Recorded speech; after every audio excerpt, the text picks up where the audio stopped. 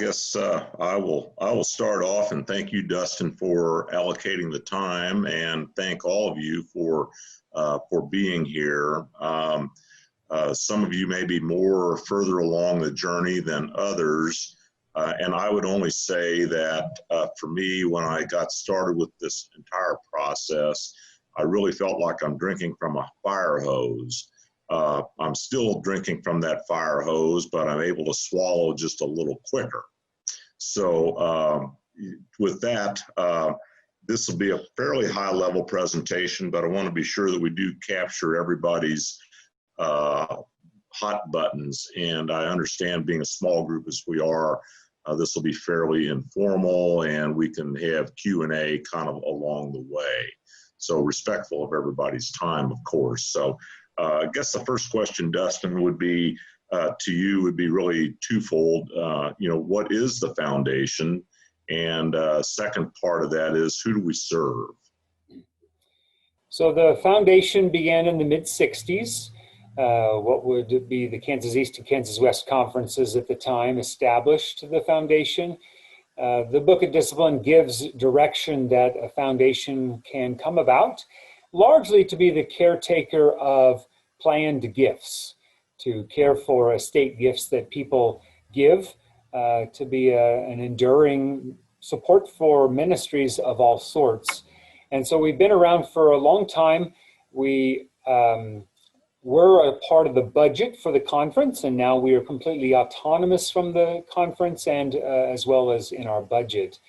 But largely we help churches if they want to invest resources that they have.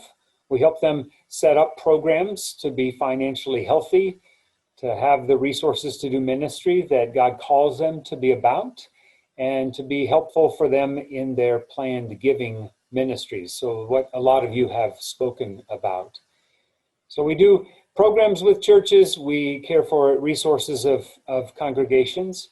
We also work with individuals. So there are a significant number of individual United Methodist or Methodist movement individuals who've asked that the foundation be the caretaker of their estate gift, and to support their local church, to support a camp or a campus ministry program, or other 501c3s of all sorts. And so we become that kind of steward on behalf of them, similar to what community foundations can do in a particular community, to help congregation and to help the persons who are part of the church support ministry. A lot of what we also do is help them be financially strong now in the midst of life, whether it's by giving lessons or being able to steward different kinds of resources for individuals, and seek to really be a means of financial strength for our congregations so that you can do the ministry that God is calling you to be about. As I said, we serve churches and agencies and organizations within the United Methodist Church and more broadly in the Methodist movement. Because of the anxiety with the denomination and the possibility of changing in future years, we're set up to be able to serve all the different congregations that we have been able to serve, and to be a partner with our churches and with our people of faith.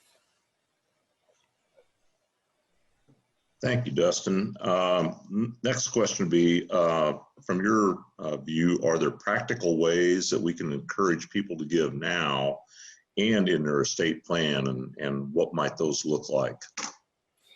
Yeah, I think there's a lot of lessons that we could talk about, and one of the challenges is how to be concise. As a whole, Cliff Christopher has written on this topic. Not Your Parents' Offering Plate is one of the books that Cliff has written. And he really talks about there's three reasons why people give. One is they give to mission. They want to see ministry happening with their resources.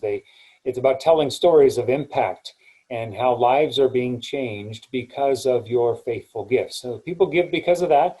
They give because they trust the leadership. And so I think it's about relationships. It's about trusting the people that are a part of our congregations and the who are caring for the resources and how they lead us. And people also give because of the financial strength and the fidelity to the donor intent. A lot of the questions that were brought up here today were, or not questions, but the comments were about planned gifts, endowments, legacy gifts. And one of the things that I have discovered is really important is that the congregation care for those gifts well and hold to donor intent and use them in a way that align with the donor's direction. When we have situations where that doesn't work, it really hurts the ministry and hurts future gifts. So I think those are important things to think about why people give. For the ones where we have leadership, either lay leadership or pastors that are part of the conversation, I think having clarity of what you believe about money makes a difference. How you understand your relationship to money and how you talk about money and how you engage in conversations with persons of the congregation about how they relate to their money. I think our money is something that we have been entrusted by God for a time, and that we are responsible, and that it matters how we use that and how we make progress in that. One of the practical things that I did when I served as a pastor was to talk about money. Jesus talked about money a lot. We as preachers don't talk about money quite as often as Jesus did. But I usually would try to have a sermon related to money in some capacity about 4 times a year. Oftentimes I would do 2 sermons here at the stewardship time where we're inviting congregations to fill out a pledge card and to think about how they can use their resources to further the kingdom of God.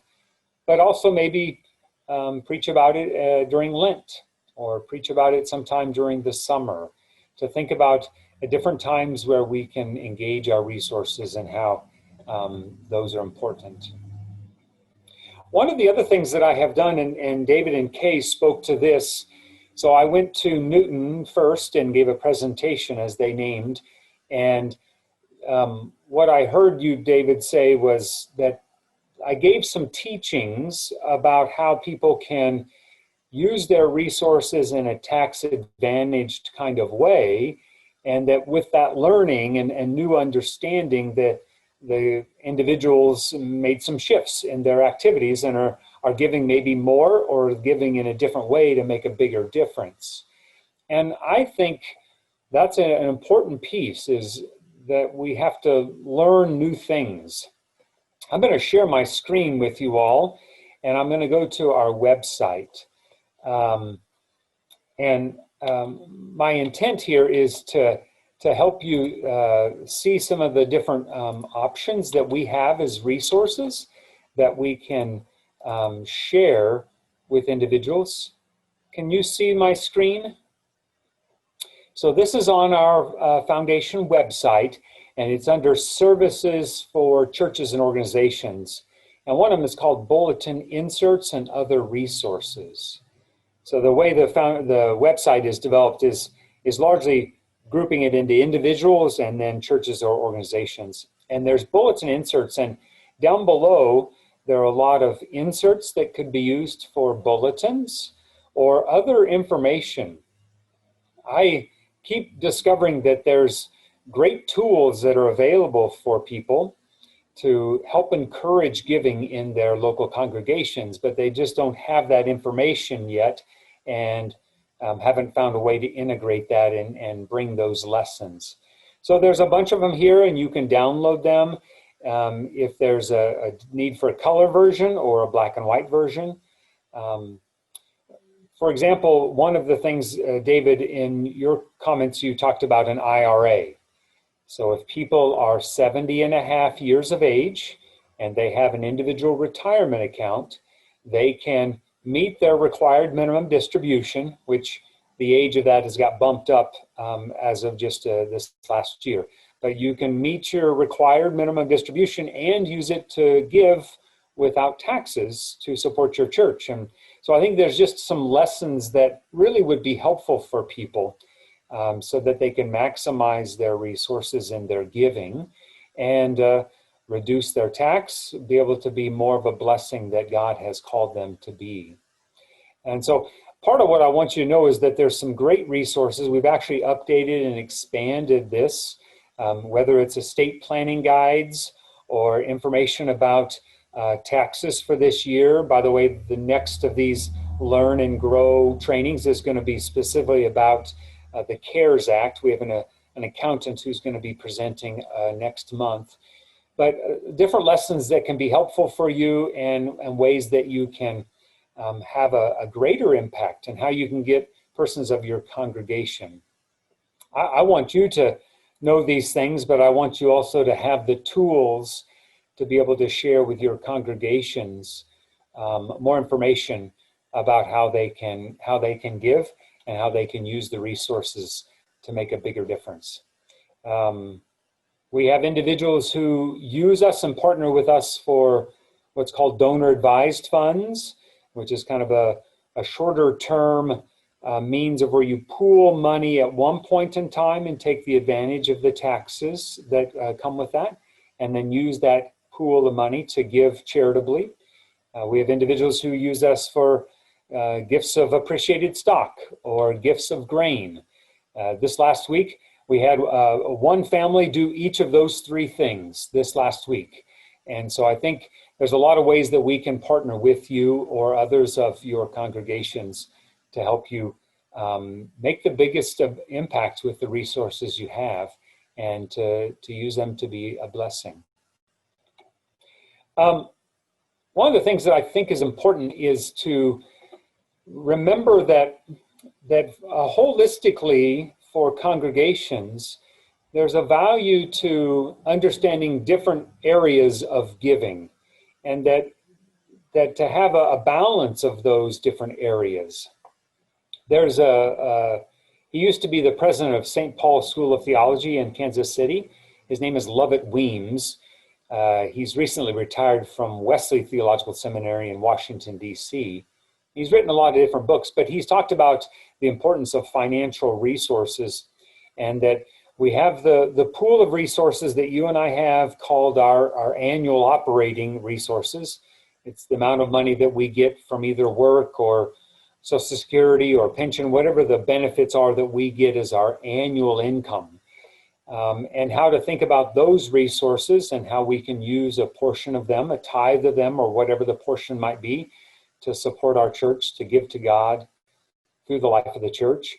We also have capital gifts. Maybe it's accumulated resources that has grown over time that you use for special projects.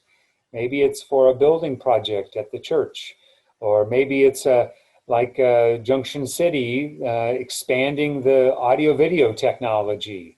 There's also a value to having capital resources and planning for special projects within the life of the church. And I usually as a pastor tried to not get behind. I didn't want to wait until the air conditioner died before we figured out what we needed to do to prepare. And I found people want to give to special projects, and to really encourage the Board of Trustees to think about what are the next projects that we are needing to work on, and to be prepared. And because there'll be persons in the congregation who decide they want to make a bigger gift. This year, for example, let's just take this year. Because of the CARES Act, you can deduct 100% of your adjusted gross income if you give charitably this year. And so maybe persons have a pool of resources and they want to give something in a bigger way. So the more that we can have prepared for that is important. And then the last one is really being prepared for how people might give to an estate gift, how they can be prepared to give to an endowment to make a lasting difference. I'm going to show you a graphic here. This comes from a slide that I sometimes use about the different areas of giving: the annual gifts, the capital gifts, and the legacy gifts, the plan gifts. I think, Steve, you spoke about this. that, you know, it would have been better if the church had had an endowment program in the past. And I found as a pastor, there were a lot of families who loved the church, gave faithfully to the church, but no one had asked them about remembering the church with their estate resources. And we missed an opportunity. Had we had a program in place and had we invited them to remember the church in their estate plan, my guess is a lot of them would have said, yes, I want to make a difference, and would have given a gift to make a lasting difference. Unfortunately, if you don't have those things in place, not always do people choose to give. And so it's how can you set up the program and the process and the vision to better receive those legacy gifts as kind of a holistic picture of those resources. So I think some of those are the things I want to talk about. I mean, I think we can maybe expand on those as well. This is not per script, so this is just a bit of an aside, but I know you can speak to it. I hear the term bequest policy and I hear endowment funds. Is there a difference? Are they the same or what? I think, so oftentimes a bequest policy or a gift acceptance policy, I think that's a good step for congregations. It's largely trying to set up an environment where the church is protected. Sometimes churches have been, gift has been offered to a church, but it's a gift that has some challenges that come with it.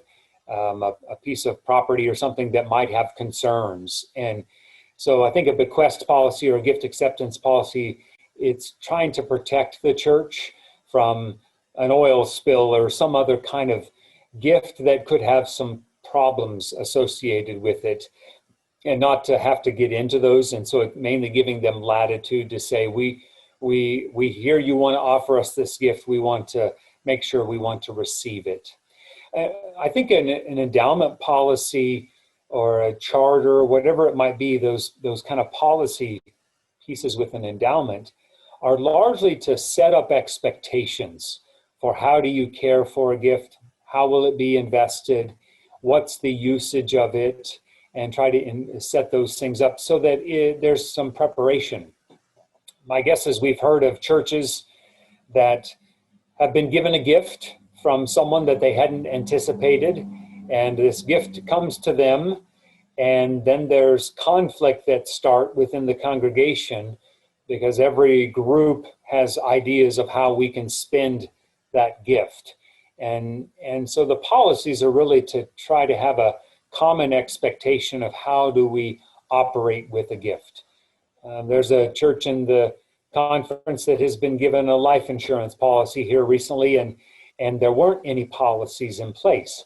And so we're trying to help them figure out what are the best options, how do you care for this gift, what are the ways that you can use it to further the ministry of the church. But I think the purpose of the policies are to give clarity so we have common understanding of how do we care for the resource that we've been given to steward it well and for the larger ministries of the church. Thank you, Dustin. Next question we would have here is if you would explain the importance of having an estate plan in place and how do we advance this so that this is not the case of people not having a will? Yeah, so a lot of what we've been talking about is how does the church set up programs and facilitate ministries. I think having a legacy program is really important, and knowing what you're going to do if people give those gifts and how to care for them to further the ministries of the church is important. Related to that, and this is part of the work that would be the Board of Trustees if they're the ones who are caring for endowment things, or it's the work of the Permanent Endowment Committee, Planned Giving Committee, is to educate people of the importance of having an estate plan in place, having a will in place.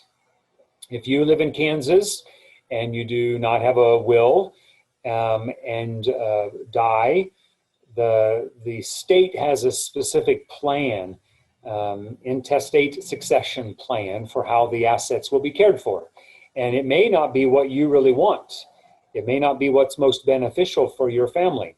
So let's just take me for example. So let's pretend I don't have a will or a trust or anything in place. I do have, but let's pretend I don't. And I die today on my way home from this meeting. The guidelines of the state would say that my wife gets half of my assets, the resources that are mine, and my two kids, which are still minors, they get the other half. And so my 9-year-old boy gets 25% of my assets, and my 11-year-old daughter gets 25%, and my wife gets 50%. I don't know if that's the best option. Does that make sense? And none of it would go charitably. The state does not allow for any of the assets that are in your estate to go charitably. So a probate attorney would be involved and would find out based on these state guidelines how the resources are used. And so I think those wouldn't be my wishes. And there's really a value to being able to take agency and to put into place how to care for those resources. Sometimes if a family, husband and wife have a young child, the court would decide who cares for that child. And I don't know as the parents would be in favor of those same purposes. So it's really important to have that in place. Sometimes people think, well, I need to wait till I'm farther down in my life to make those decisions. And I don't know if that's the case. I think it's better to do it now. And you can always make a change and to make updates to it to figure out what's most important as of now. We have an estate attorney who works with families through the foundation, who helps families figure out their kind of holistic program. And his recommendation is that you really need to relook at that about every 5 years. And so you do your best and set it up as of right now. This is as much as I understand. This is what I would do if I were not to survive. And then if a life change happens for one of your family members or some other significant thing changes, then you make adjustments to that. But it's really important. And I think for our purposes for helping charitable giving through the life of the church, it's really important to help individuals think about how they can do that and to make the biggest impact. One of the things I've learned that I didn't always understand was that if you do have a will in place or a revocable trust in place, there are some of your resources that are controlled by other instruments. So for instance, a pension plan. My pension plan is with Westpath as a clergy person. The designated beneficiary form for Westpath will control those resources of where they go upon my death. The same for a life insurance policy or other things. And so it's important to get your will or trust in place, durable power of attorney, durable power for both medical and for health purposes. A living will, or what's sometimes called an advance directive about wishes if you are incapacitated and cannot speak for yourself. I think all those, getting those in place, and then the other beneficiary forms, so there's alignment with that, and look at the total picture. When we think of estate giving, I usually encourage families to think about what do they want to do as a whole. So maybe you want to give a tithe, or maybe you consider giving a child's worth, if you will. You have 3 children and you're going to give each a quarter and give charitably the other quarter, or some other practice. Figure out what you want to do, and then what are the best means or instruments to make that happen, and make sure they're connected with one another. I think that's important. I think the statistics are between 50 and 60% of people in this country die without a will. And that's a way bigger number than I would expect. And so how can we give tools for our congregations and encouragement and a vessel to receive those gifts if they choose to give through their estate to the church. You hit right on a point that I was thinking about, and that was the child allocation or the tithe allocation. When you think of that, I guess another thought, and I'll ramble just a teensy bit, but I keep hearing in my mind, render under Caesar that which is Caesar's, and render under God that which is God's. And we all are interested in tax advantaged ways to give, and there are a number of them out there, and many people simply are not really informed on a practical sense. Most people, are either tithing out of their weekly paycheck or whatever, or responding to the capital campaign. But I think when you think in terms of your personal resources in life, most of us start with nothing, and we all go out with nothing. It is left behind, and that which is our hard-earned labor is really God's resources, and looking for ways to plow that back, to use an agricultural term, how to plow that back for the next generations of humanity is really important. So anyway, I just made those notes and I had to talk about it. It's your show, not mine, but I did want to bring us back because I know some people are interested in the endowment.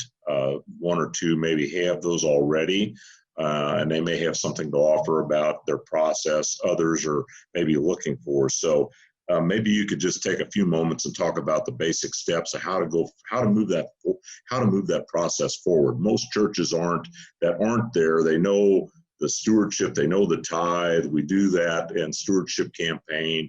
You may have a building fund and capital drive or whatever, but this whole process of endowment is foreign to a lot of people and a lot of congregations. So maybe talk a little bit about the process.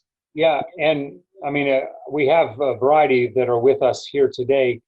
I think there's a lot of ways to set it up, and what I have tried to do when I work with the congregation, and if you want Sarah or I to work with your church, we'd be happy to do that.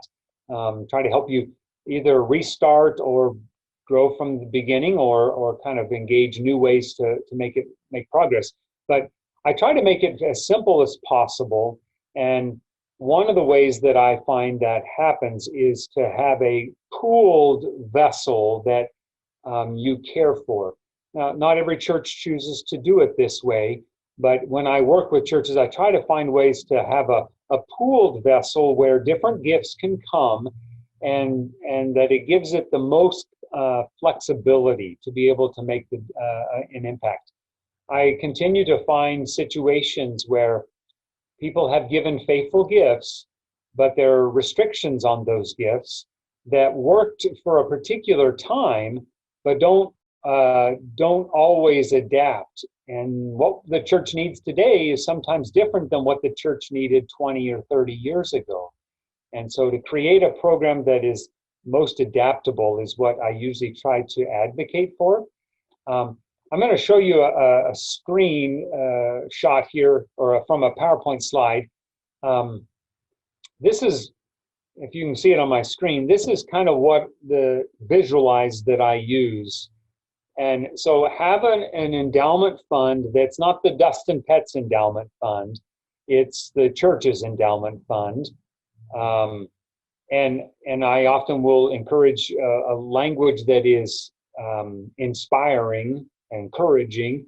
I use the word legacy fund. One church that we've been working with, they're a First United Methodist Church congregation in their congregation and their community, and they call it the Forever First Legacy Fund, whatever it might be. But it's a vessel that can receive gifts from multiple people in different sizes. And so Dustin can give $50,000 and Steve can give $200,000 or whatever it might be. The size is not as much the key. It's a place to receive gifts through estate gifts, and it comes to a common pool. And then that pool is being able to be used by the congregation for whatever the church needs to further its ministry. This illustration here shows these 4 people giving to a common pool and then pulling off a sustained percentage of that. It's called the Uniform Prudent Management of Institutional Funds Act. That's a really long mouthful. It's mainly an act that was approved in Kansas for foundations and endowment funds to pull off a sustainable amount so you invest it long term, and you pull off a sustainable percentage of it that's adaptable. We use the one here at the foundation, this same percentage, 4% of a 3-year rolling average. So it gets in good years and challenging years and averages them out and pulls off a sustainable amount. We invested also in a long-term strategy. So over the long term, it's going to keep up with inflation. We're going to be able to make the distributions, and it's going to slowly grow over time. And then you use that money to make a difference. I named these steps here to kind of plan and vision, have an understanding of how this will work, set up policies that we kind of talked about a little bit already. And then you got to tell the story. You got to be able to invite persons to give and to remember the church and their estate plan. I did that a fair amount serving as a pastor in my last church, and even engaging individuals to invite them to remember the church and their estate plan. And then when you do use the money, not simply just put it into the budget and don't talk about it, but use it for special projects and say, you know, we sent these kids on a mission trip this year because of the faithful gifts of those who've gone before us, excuse me. And would you like to do that? We would be honored to receive your gift and to be able to make an impact in the life of the ministry of the church. So I guess to the point is there's some steps. I think try to make it as simple as possible, make it so it's easy for all gifts to make an impact in it, and that it can be adaptable. I've told the story of a time when our church had a fund that was specifically named for a new organ. And the issue is the church didn't need a new organ, and the money that was in that fund was not enough to really make an impact on a new organ. And so those dollars couldn't get used. And that's, I don't think, what the donor wanted. So there's other components that could be included in this. I think the big picture is, how do you make it inviting? How do you get something in place? How do you make it adaptable, and then celebrate the gifts that are given? To be respective of everybody's time, we've got about 15 minutes left. I want to hit this one pretty quickly, but are there other support services that the foundation can offer a local church? Yeah, so I think anything related to finances, we work in those areas. So I have a church that's trying to restart and strengthen their stewardship process. And so I'm going to be on a Zoom with them before long to help facilitate that. If your church wants to do an endowment program, I think that's an area that we've got a lot of strengths in, and we can bring some components that can be helpful for you. If you have a person in the congregation who wants to give and you need help, contact us, and it doesn't mean they have to give to us and we use the gift to make a difference with you, but we can be helpful for you, whether it's investments or caring for these different kind of organizational programs. There's a lot of things on the website. I'm trying to do a big summary, but follow up with you if you have questions.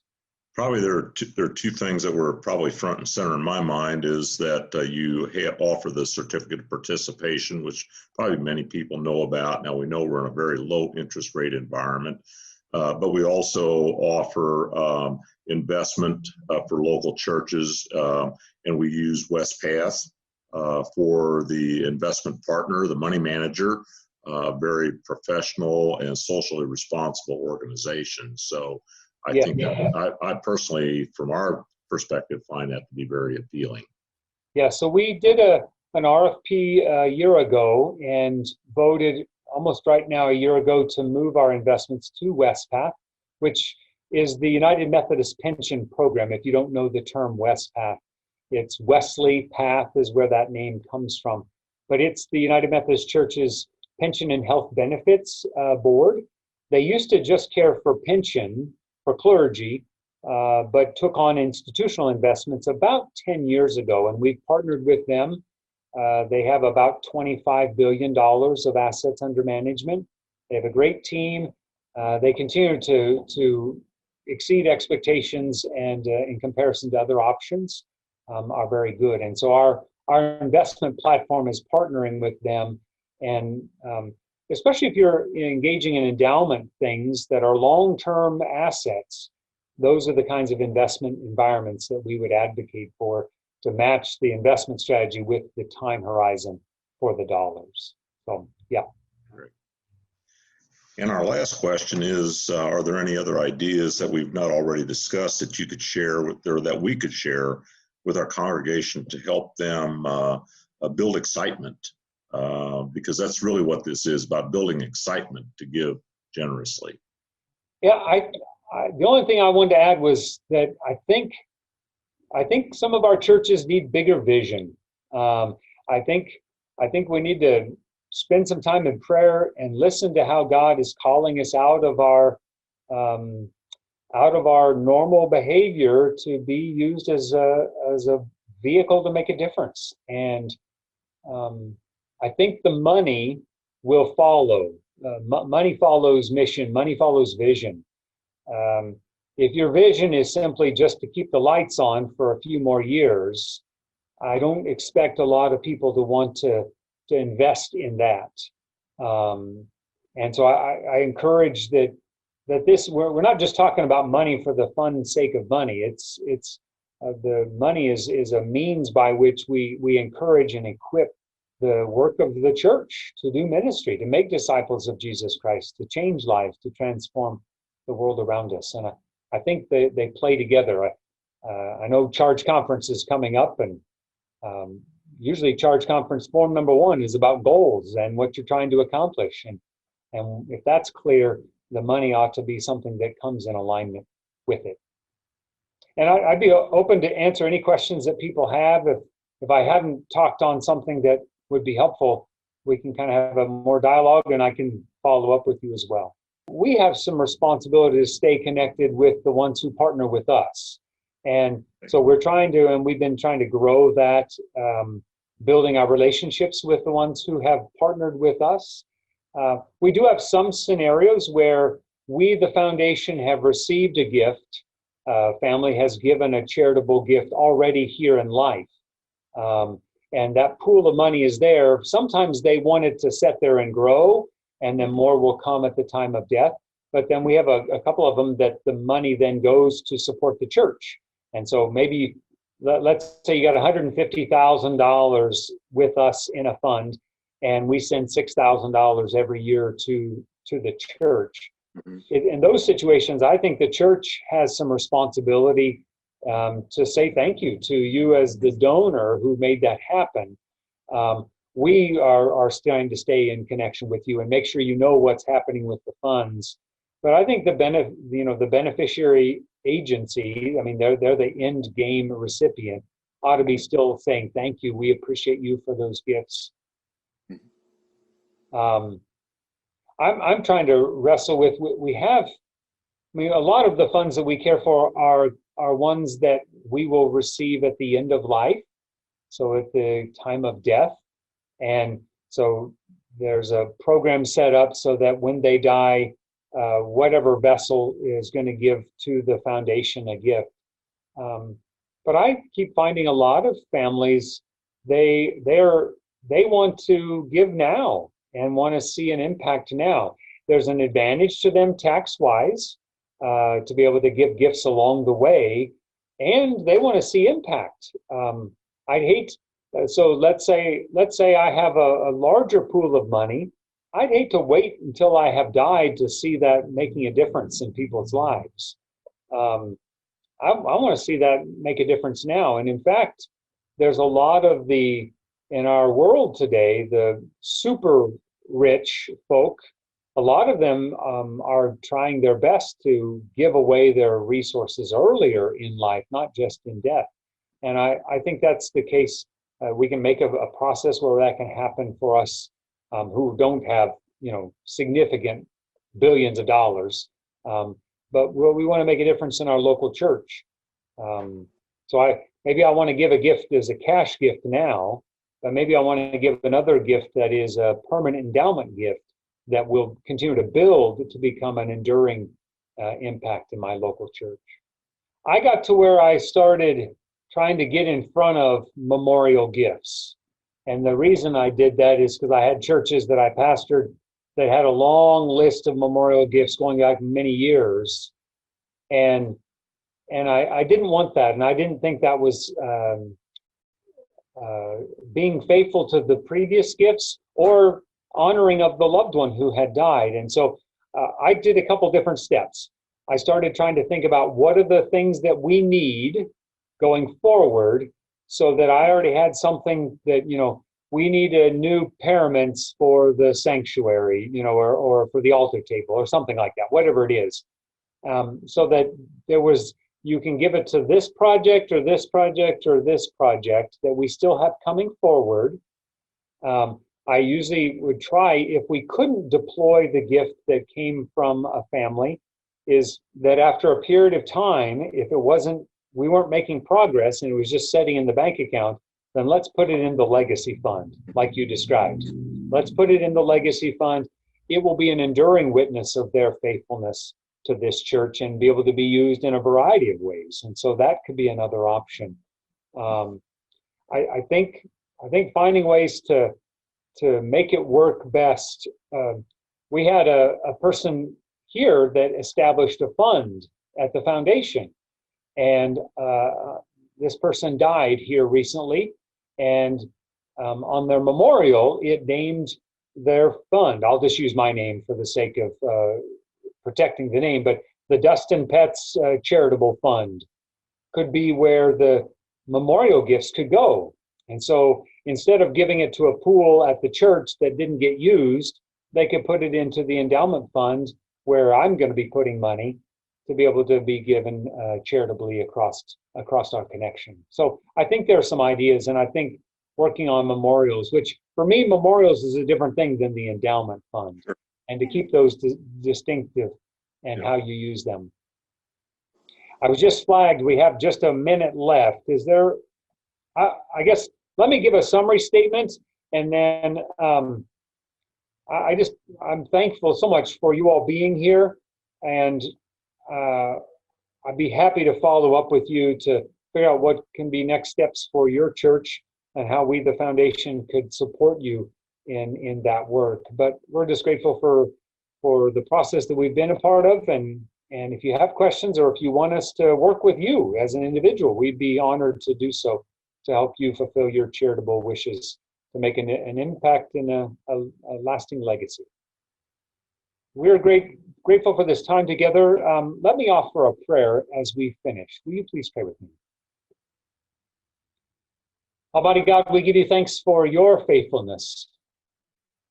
We find ourselves in a challenging time with COVID-19 and conflict, and trying to figure out how we can be our best selves and faithful, and how we can be generous with the resources that you have entrusted to us as individuals and to our congregations. We pray that you might help us to remember, as Steve said, that we came into this world without anything, and we're going to leave this world without anything except for you, and that we believe in resurrection, and that because you bring life out of death, we place into your hands our very best, our all, those that are dear to us. And we ask that you might use us, that we might be faithful and be responsible with what you've entrusted to us, and that we might live our lives in love as you call us. We pray your blessing upon us as we serve, as we encourage and equip those of our churches, that we might all partner together to leave a lasting legacy. God, pour out your blessing upon these who have gathered and upon our work as faithful disciples. In Jesus' name. Amen. Thank you all so much. It's our honor to work with you and to be with you. Let us know how we can serve you.